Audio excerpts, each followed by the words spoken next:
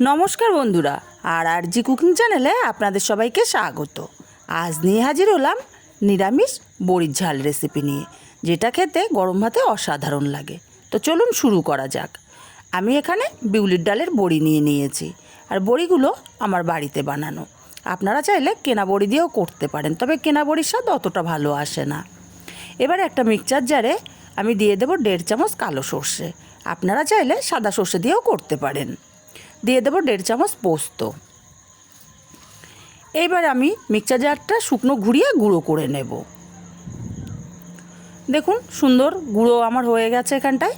এবারে আমি এখানে দিয়ে দেবো অল্প একটু কাশ্মীরি লঙ্কার গুঁড়ো, এটা অপশনাল, আমি কালারের জন্য দিচ্ছি। দিয়ে দেবো 1/2 চামচ হলুদ গুঁড়ো। দিয়ে দেবো 2টো কাঁচা লঙ্কা ঝালের জন্য, আর দিয়ে দেবো অল্প একটু লবণ। এবারে পরিমাণ মতো জল দিয়ে একটা মিহি পেস্ট আমি তৈরি করে নেব।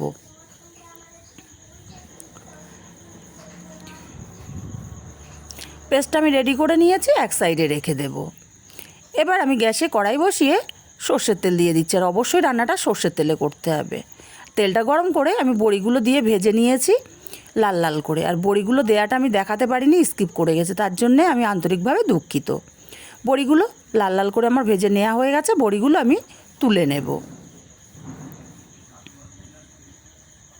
বাড়িতে কিছু না থাকলে ঝটপট কিন্তু এভাবে বানিয়ে নেওয়া যায়, যেটা খেতে অসাধারণ লাগে। একবার হলেও বাড়িতে বানিয়ে দেখবেন। আর আপনারা যদি বাড়িতে বানিয়ে থাকেন কেমন লাগলো কমেন্ট করে জানাতে ভুলবেন না।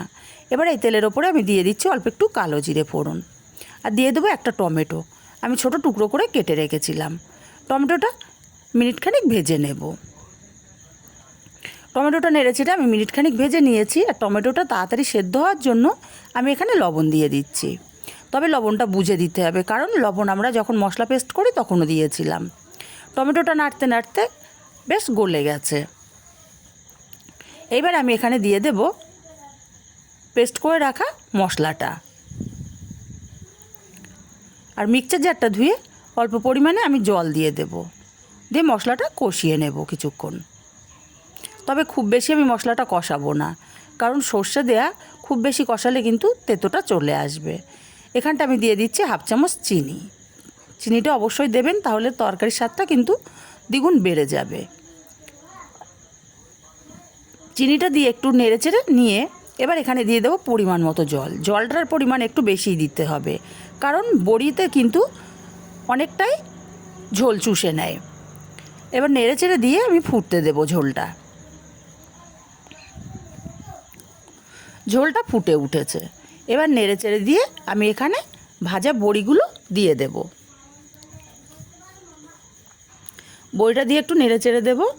আর বড়িটা দিয়ে আমি কিন্তু এখানে মিনিট 5 ফোটাবো। এখানে দিয়ে দেব 2টো চেরা কাঁচা লঙ্কা।